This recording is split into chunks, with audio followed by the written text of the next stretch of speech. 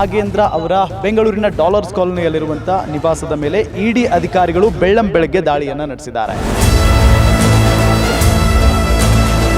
ಇಡಿ ಅಧಿಕಾರಿಗಳ ತಂಡ ಬಂದು ಬೆಳ್ಳಂಬೆಳಗ್ಗೆ ದಾಳಿಯನ್ನು ನಡೆಸ್ತಾರೆ.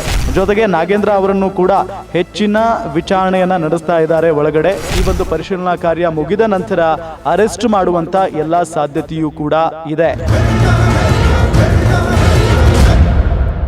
ಕರ್ನಾಟಕ ವಾಲ್ಮೀಕಿ ನಿಗಮದಲ್ಲಿ ನಡೆದಿರುವಂಥ ಹಗರಣಕ್ಕೆ ಸಂಬಂಧಪಟ್ಟಂತೆ ಇವತ್ತು ಮಾಜಿ ಸಚಿವ ನಾಗೇಂದ್ರ ಅವರ ಬೆಂಗಳೂರಿನ ಡಾಲರ್ಸ್ ಕಾಲೋನಿಯಲ್ಲಿರುವಂಥ ನಿವಾಸದ ಮೇಲೆ ಇಡಿ ಅಧಿಕಾರಿಗಳು ಬೆಳ್ಳಂಬೆಳಗ್ಗೆ ದಾಳಿಯನ್ನು ನಡೆಸಿದ್ದಾರೆ. ನಾನು ಇವಾಗ ಏನು ನಾಗೇಂದ್ರ ಅವರ ನಿವಾಸದ ಎದುರೇ ಇದ್ದೀನಿ. ನೀವು ಗಮನಿಸಬಹುದು, ಬೆಳ್ಳಂಬೆಳಗ್ಗೆ ಒಂದು ಇಡಿ ತಂಡ ಬರುತ್ತೆ.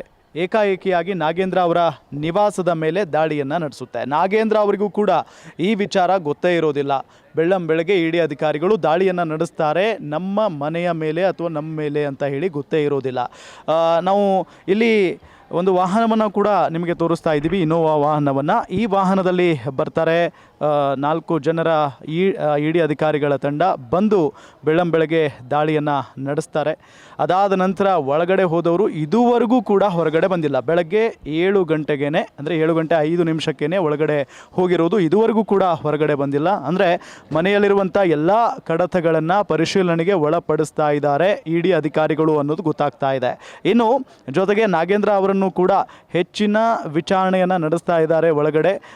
ಜೊತೆಗೆ ಅವರನ್ನು ಈ ಎಲ್ಲ ವಿಚಾರಣೆ ಪರಿಶೀಲನೆ ಮುಗಿದ ನಂತರ ಹೆಚ್ಚಿನ ವಿಚಾರಣೆಗಾಗಿ ಕಸ್ಟಡಿಗೆ ಪಡೆದುಕೊಳ್ಳುವಂಥ ಸಾಧ್ಯತೆ ಇದೆ. ಇಲ್ಲ ಅಂತಂದರೆ ಅರೆಸ್ಟ್ ಮಾಡುವಂಥ ಎಲ್ಲ ಸಾಧ್ಯತೆಯೂ ಕೂಡ ಕಂಡು ಬರ್ತಾ ಇದೆ.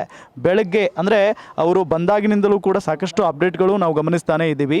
ನಾಗೇಂದ್ರ ಅವರಿಗೆ ಸಂಬಂಧಪಟ್ಟಂಥವರನ್ನು ಕೂಡ ಈಗಾಗಲೇ ವಿಚಾರಣೆಗೆ ಒಳಪಡಿಸಲಾಗಿದೆ. ಜೊತೆಗೆ ಅವರಿಗೆ ಸಂಬಂಧಪಟ್ಟಂಥ ಕಚೇರಿಗಳಾಗಿರಬಹುದು ಮತ್ತು ಆಪ್ತರ ಮನೆಗಳ ಮೇಲೂ ಕೂಡ ಇಡಿ ಅಧಿಕಾರಿಗಳು ದಾಳಿಯನ್ನು ನಡೆಸಿ ಅಲ್ಲಿ ಸಿಕ್ಕಿರುವಂಥ ಕಡತಗಳನ್ನು ತಮ್ಮ ವಶಕ್ಕೆ ಪಡೆದುಕೊಂಡಿದ್ದಾರೆ ಅನ್ನೋದು ಗೊತ್ತಾಗ್ತಾ ಇರುವಂಥ ವಿಚಾರ.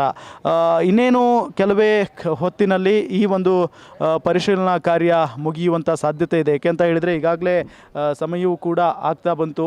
ಏಕೆ ಅಂತ ಹೇಳಿದರೆ ಬೆಳಗ್ಗೆ 7 ಗಂಟೆ 5 ನಿಮಿಷಕ್ಕೇ ಮನೆ ಒಳಗಡೆ ಹೋದಂಥ ಇಡಿ ಅಧಿಕಾರಿಗಳು ಇದುವರೆಗೂ ಹೊರಗಡೆ ಬಂದಿಲ್ಲ.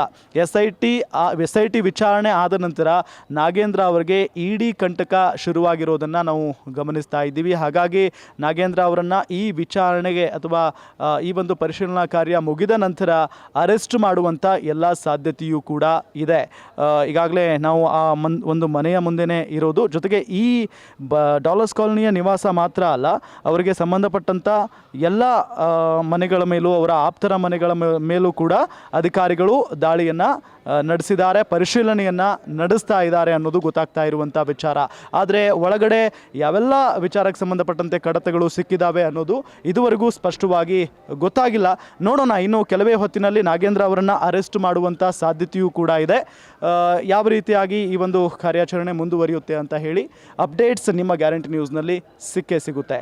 ಕ್ಯಾಮ್ರಾಮನ್ ಗಿರಿಬಾಬು ಜೊತೆ ನಾನು Ram Badiger, guarantee news Bengaluru. Guarantee news, ಸುದ್ದಿ ಖಚಿತ, ನ್ಯಾಯ ನಿಶ್ಚಿತ.